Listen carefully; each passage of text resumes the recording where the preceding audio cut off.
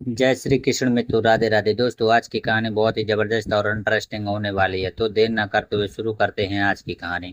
कहानी शुरू करने से पहले अगर आपने चैनल को सब्सक्राइब नहीं किया तो चैनल को जरूर सब्सक्राइब कर लें।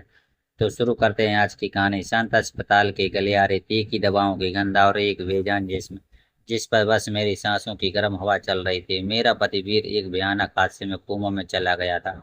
हर रात मैं उसके बिस्तर के पास बैठी उसकी बेहोश आंखों को निहारती और उम्मीद की एक किरण ढूंढने की कोशिश करती। वीर के इलाज का खर्च उठाना मेरे बस की बात नहीं थी। ऐसे में देवदूत बनकर डॉक्टर रघु हमारे जीवन में आए। उन्होंने वीर का इलाज मुफ्त करने का फैसला किया। उनकी दया और परोपकार ने मेरे अंदर उम्मीद की एक नई रोशनी जगा दी। रातें अकेली और डरावनी होती थी। नींद न आने पर मैं अस्पताल के गलियारों में टहलती, वीर के जल्द ठीक होने की प्रार्थना करती। एक रात मेरी मुलाकात राधिका नामक एक नर्स से हुई। उसकी सहानुभूति और देखभाल ने मुझे अकेलेपन से उबारा। धीरे धीरे राधिका मेरे जीवन का एक महत्वपूर्ण हिस्सा बन गई। वीर की सास मीना देवी अक्सर मेरे पास आकर रोती। उनकी चिंता जायज थी, लेकिन उनके शब्दों में एक अजीब डर भी था। अगर मेरा बेटा होश में आया, वे कहती, तो तुम्हारे कर्तव्य और प्रेम को देखकर वो सदमे में मर जाएगा। मीना देवी की बातें मेरे मन में घर कर गईं। क्या वाकई वीर मेरे प्यार को सहन नहीं कर पाएगा? क्या मेरा अस्तित्व उसके लिए बोझ बन जाएगा? एक रात जब मैं सोने की कोशिश कर रही थी, मैंने देखा कि राधिका मेरे बिस्तर के पास से कुछ जल्दी जल्दी उठा रही थी। जैसे ही मैंने उसे देखा, मेरा दिल धड़कना बंद हो गया। राधिका के हाथ में क्या था? वो क्या छुपा रही थी? अंधेरे में डूबी उम्मीदों के बीच ये सवाल मेरे मन को बेचैन कर रहे थे। राधिका के हाथ में क्या था? मैं डर और उत्सुकता से उसे देख रही थी। जैसे ही उसने मेरी ओर देखा, उसके चेहरे पर घबराहट का भाव आ गया। उसने तुरंत अपने हाथ छिपा लिया और मुझसे कहा, मैं बस बस थोड़ा पानी ले रही थी। मैंने उसकी पर विश्वास नहीं किया। राधिका के हाथों में एक छोटी सी शीशी थी जो अंधेरे में चमक रही थी। उस शीशी में क्या था? क्या यह कोई दवा थी या फिर मेरे मन में शक के बीज बो दिए गए थे? राधिका के बारे में कुछ ना कुछ गड़बड़ जरूर था। अगले दिन मैंने डॉक्टर रघु से राधिका के बारे में पूछा। उन्होंने बताया कि राधिका एक मेधावी छात्रा थी जो मेडिकल कॉलेज से पढ़ाई कर रही थी। कुछ महीने पहले उसके पिता का एक्सीडेंट हो गया था और वो गंभीर रूप से घायल हो गए थे। राधिका ने अपनी पढ़ाई छोड़ दी और पिता की देखभाल करने लगी। डॉक्टर रघु ने यह भी बताया कि राधिका अक्सर देर रात तक अस्पताल में रहती थी और मरीजों की देखभाल करती थी।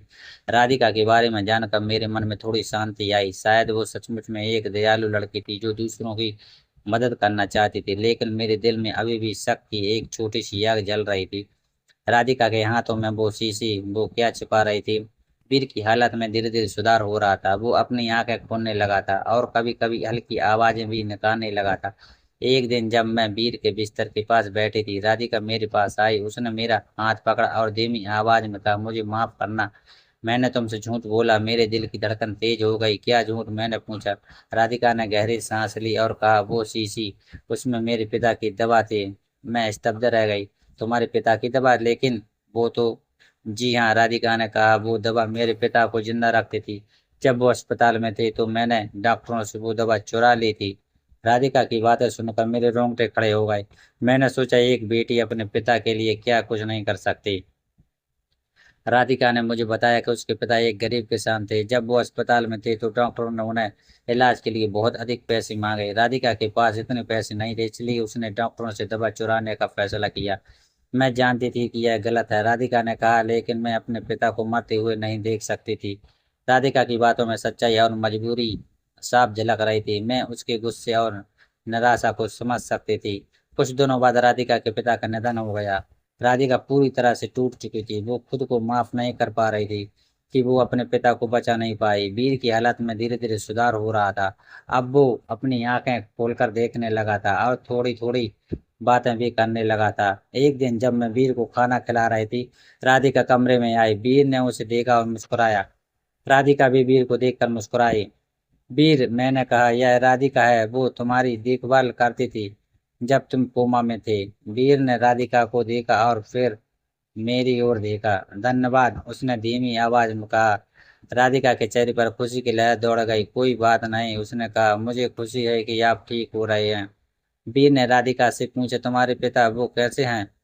राधिका के चेहरे पर उदासी छा गई। वो नहीं रहे, उसने धीमी आवाज में कहा। वीर चौंक गया। क्या? उसने पूछा। राधिका ने वीर को पूरी बात बताई। उसने बताया कि कैसे उसके पिता का एक्सीडेंट हो गया था और कैसे उसने उनकी जान बचाने के लिए दवा चुराई थी। वीर ने राधिका की बात ध्यान से सुनी। उसके चेहरे पर कोई गुस्सा या नफरत नहीं थी, बस एक गहरी समझ थी। तुमने जो किया वो गलत था, वीर ने कहा, लेकिन मैं तुम्हें समझ सकता हूँ। एक बेटी के लिए अपने पिता को बचाना सबसे जरूरी होता है। राधिका के आंखों में आंसू भर आए। लेकिन मैं तुम्हें माफी मांगने की जरूरत नहीं है, वीर ने कहा। तुम्हारा प्यार और तुम्हारी हिम्मत काबिल तारीफ है। राधिका के वीर के शब्दों से अभिभूत हो गई। उसने कभी नहीं सोचा था कि कोई उसका गुनाह इतनी आसानी से माफ कर देगा। वीर के ठीक होने के बाद राधिका ने अपनी पढ़ाई फिर से शुरू कर दी। डॉक्टर रघु ने उसे अस्पताल में नौकरी भी दिला दी। समय के साथ वीर और राधिका अच्छे दोस्त बन गए। वीर ने राधिका को अपने परिवार में स्वीकार कर लिया और मीना देवी भी धीरे धीरे राधिका को पसंद करने लगी। एक दिन वीर ने राधिका से शादी का प्रस्ताव रखा। राधिका खुशी से झूम उठी। उसने वीर का प्रस्ताव स्वीकार कर लिया। वीर और राधिका की शादी एक खुशहाल शादी थी। दोनों ने मिलकर एक नया जीवन शुरू किया।